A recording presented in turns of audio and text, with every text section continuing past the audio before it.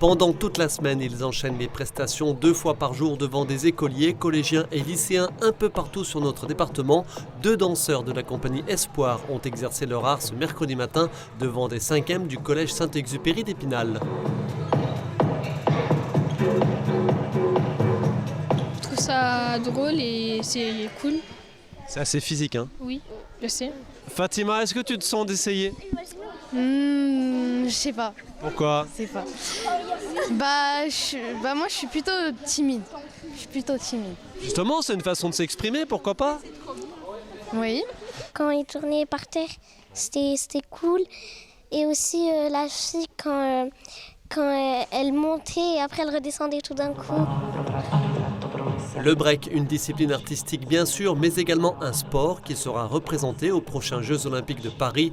La danse était-elle déjà dans les programmes de l'éducation nationale?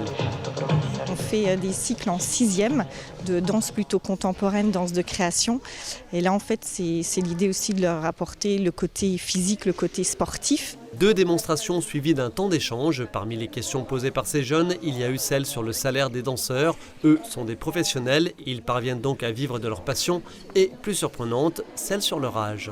Ils n'arrivaient pas à nous donner un âge par rapport à ce qu'on a pu produire physiquement et peut-être notre physique.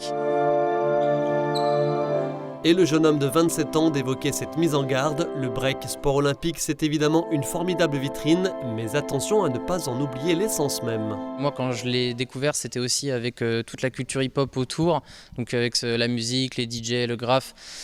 Eux le découvrent vraiment juste comme vraiment une discipline olympique, donc très sportive, mais il ne faut pas oublier que ça reste quand même un art et c'est quand même de la danse. Si on enlevait la musique, ça deviendrait quelque chose de plus codifié et ça ne doit pas être le cas. Cette tournée s'inscrit dans le cadre d'une résidence pilotée par le conseil départemental. L'opération s'intitule « Les Vosges entrent dans le jeu ». À partir de novembre et jusqu'au printemps, la compagnie Espoir animera une vingtaine d'ateliers dans diverses structures, écoles, centres sociaux, associations et même EHPAD.